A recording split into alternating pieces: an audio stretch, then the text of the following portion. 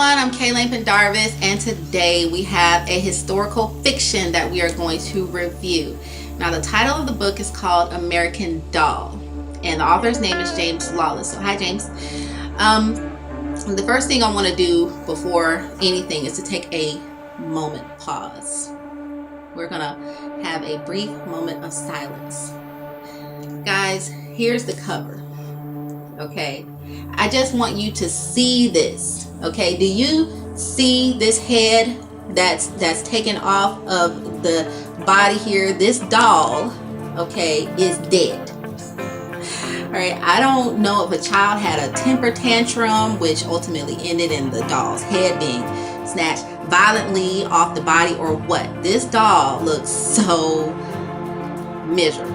Okay, and looking at this leaves me to more or less think, are we going to witness such violence in the book, or is the detached head a symbol of separation? Perhaps we want to make an educated guess, right? So I had those thoughts when I first saw this book about that, and the placement of the head. Actually, to an untrained eye, it would just be a doll on the edge of a cliff, but I think that the water in the background here is symbolic. The water more or less represents travel, I think, or rather the character would be traveling in the shores to some place. Well, I can first and foremost say that this doll isn't going anywhere. Okay, the doll's head is going to be on the shore, but James, you knew that. But overall, very unique and inspiring cover. So great job on that. There are protagonists in the book. That will be Danny. The author describes Danny as a sensitive, poetic guy, but no angel trying to make sense of the modern world. Sorry, I didn't get that, James. I got that Danny is suspicious. He's arrogant, pervert, kind of like a little creep as well. We also have Laura. Laura, I'll get to her in just 1 second. Now, back of the book.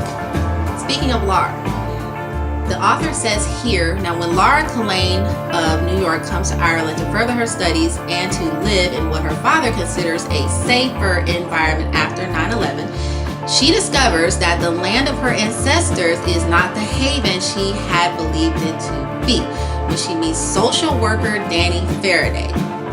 She is torn between her attraction towards him and the emotional blackmail of her uncle Thaddy, who is domiciled in Ireland, and who never lets her forget that he saved her father in the terrorist attack in New York. So that's pretty much what this is about. Now, back to Laura. She is naive. She is gullible. These are my thoughts. She is the absolute worst tourist. Okay, guys, Laura does things that most people would not do. What tourists do is they observe their surroundings. Yes, but Laura is a simple woman who is fascinated by water in other countries. Now, some may ask, Kim, you haven't traveled much, okay? Water in France and Mexico and Italy are different. Well, I say it comes from one sky, okay? Laura, you're fascinated by the water. As a reader, that stood out to me. So there's something going on with this water on the ground that is different than the water on the ground in America. You're joking, right? Okay. It's water, Laura. Okay. Puddle of water at that, in which she made a whole comment about this water that is on the ground in a puddle and after a noble rain. Okay, so that is Laura.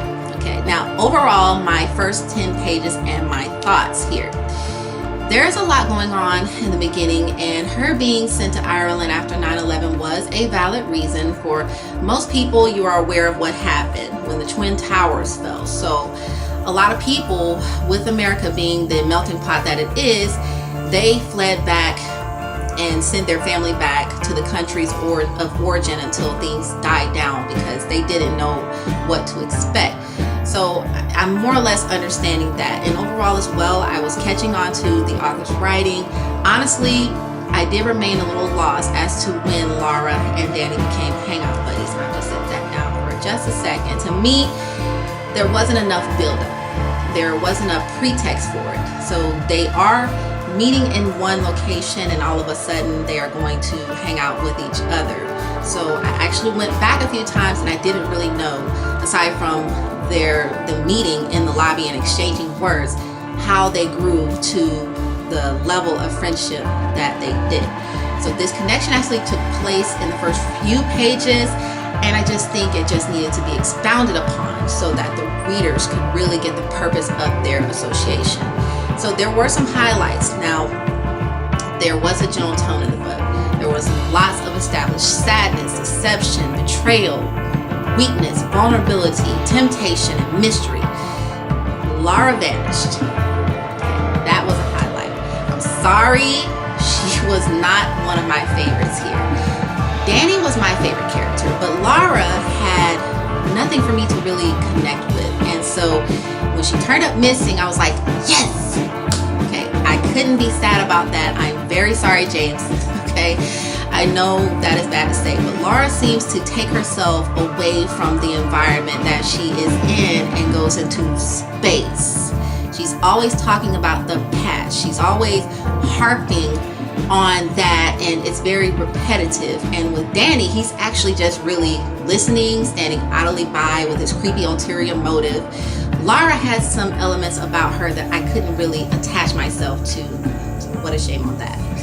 So I like the concept of the prison environment. Now the author does take us there quite a few times, and actually we get to meet some of the prisoners, several actually, and there was one in particular had this weird name, kind of like a perverted name there, and he definitely had those perverted thoughts constantly. He was just one of those people that was just a huge creep. And the highlight on the backstory of the inmates, I really like that. Them working together for a change to actually make this play. Though simple the concept, was good to show that teamwork that all of us need sometimes. It shows a different light how the instructors in those environments can struggle sometimes with the mindset of dangerous people by trying to convince them of doing something great. I mean, the question is, do they really want to do that? Okay, most of us, including you may think not. Okay, orchestrating more or less that play was pivotal for the readers to see what it is like to feel what it is like for Danny on his job, since he was a social worker, that I'm not entirely sure he had a full-on passion for. He did struggle a bit, so we got to actually see and feel those difficulties that he had. James did well in taking us readers to various locations in Ireland, so there were different places that Laura and Danny trekked to. Laura and Danny really chasing after Laura, and Laura's actually not noticing all of that, but that was pretty cool as well. The marital issues between Thaddy and his wife was shocking. Rather a sense of being controlled when I read that part. And not to give too much away by that, I felt sad for Thaddy, but I didn't like really how touchy and feely he was with Laura. That's not why she came to Ireland. Hashtag LOL on that. She came there to get away from the hectic confusion and worry for what was going on in America at the time, and Thaddy just seemed like way too much of a predator. I mean, it's just like an open book. His thoughts about Laura was inappropriate. Now, there seemed to be a burgeoning relationship with Laura and Danny. Slowly but surely, of course, they're meeting on a constant basis, and they're talking and doing a lot of talking, getting to know each other's backgrounds and so on and so forth. Danny's, he's got this fear going on the airplanes because his parents had a situation. So they're getting close, and I can actually see that more or less. I wondered if they would ever get together sometimes. I mean, he's actually participating in Skype conversations with the dad, and they're visiting and so on and so forth. So I kind of saw somewhere they were getting together, and that kept me having a big question mark above my head. Now, there were some lowlights on top of this here. Now, the main thing that stood out to me was the incorrect dialogue punctuation. So there was a use of one apostrophe, and I'll show you this here. Okay. So, for example, try to get that close. If you can see here, all right, so you can see there's a constant thing of one apostrophe, and there's supposed to be two in order to denote the correct punctuation of a quotation mark. More or less as well, there were some run-on sentences, there were some wordy paragraphs. There was, to me, some unnecessary chatter a lot of times that was going on, especially in the prison aspect of things. So another thing that stood out to me was when there were multi-person conversations and you never knew who was talking. There'd be several people in the room, and the conversations at the time just felt a little cluttered. So that was back to back. Of course, if we were there in the room, we'd know who was speaking. I think more or less a bit more refinement on who is saying what and why they are saying it would make the situation of reading those exchanges a bit more comfortable. There were some, to me, over-the-top sexual references. Now, Danny, he just wanted to be with Laura on that level. That's the perception that I got from that. But why didn't she get that? I honestly think he wasn't interested in anything she was talking about. She did a lot of talk about the family. More or less, he just wanted to see and say, okay, we're hanging out on a constant basis. When is said event going to happen? That right there to me was the over the top.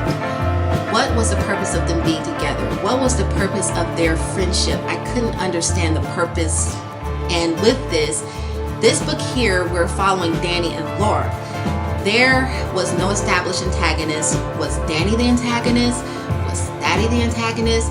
Was his wife the antagonist? At some point in time, these people became antagonists. There was no real antagonist in the book. Was Laura her own enemy? So this book was one that did not have an established antagonist, and I think that would have been great to do, to have a true villain in Ireland. Most of us, when we travel elsewhere, there are dangers such as getting lost, not being aware of your surroundings, leaving your drink unattended, having too much luggage, flashing money, flashing valuables, talking to strangers. Danny was a stranger and Laura trusted him willingly. Laura and Danny are obsessed with their names. For some reason, they can't get enough of it. Every second, every sentence, at the beginning, middle, or end of a phrase, you hear them say Danny, Laura, Laura, Danny, Laura, Danny, Laura, Danny. They are saying this. They really want each other to know this is my name. The dialogue was sometimes a little too long, sometimes to no end. I didn't like how much they talked about the family. Now, I mentioned that earlier. There was a lot about that, and since we're thinking, as a reader, we're thinking, are they getting together? Are they starting a relationship? What's going on here? They didn't talk about each other's hobbies, more or less. Again, this goes back to what is the purpose of them actually hanging out. Were they trying to be a couple? Were they trying to establish a friendship? They were talking a lot about the family all of the time, so there weren't any concerns about what is your favorite color, what is your favorite pet, if you have any, where do you work, what do you do for a living. You know, there was not a reciprocation on, you know, the interest of that when those topics, you know, came across. You know, we knew a lot about Danny, but not a whole lot about Laura's past. So there was not a real communication there beyond the family part. There was a reference on page 194, and I'll just go to that here. So on page 194, you can see close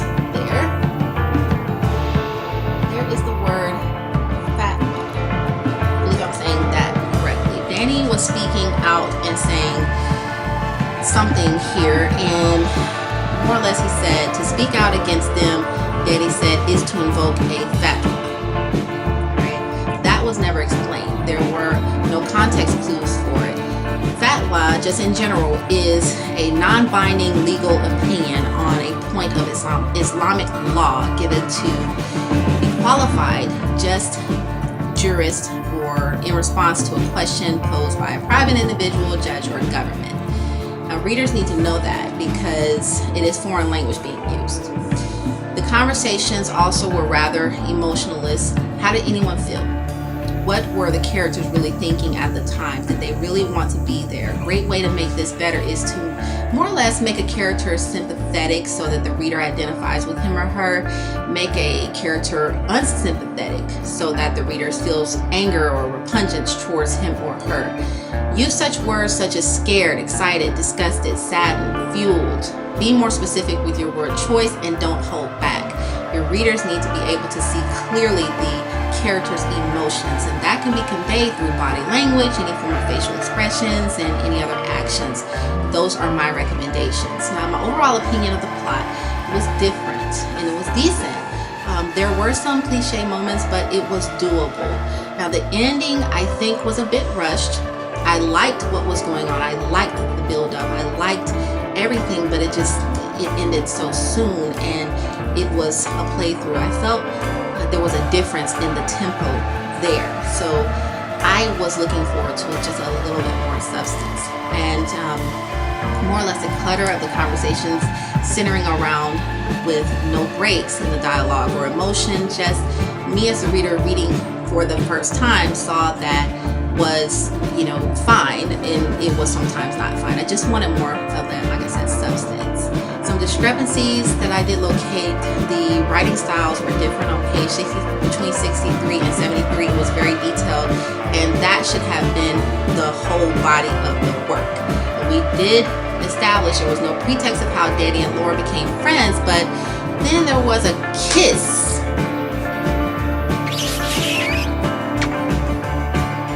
Out of nowhere, out of all the lack of build-up and what was going on between them. Okay. So my final judgment, was I confused at any point while reading? Yes. Did I care about the characters?